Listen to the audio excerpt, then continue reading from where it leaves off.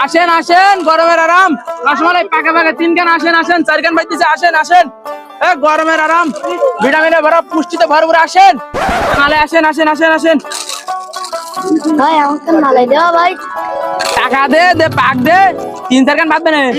ভাই আমার কাছে টাকা নেই ভাই। হট টাকা নি মালে গেন্তেই টাকা নালে তুই পাক দিবি কেমন হট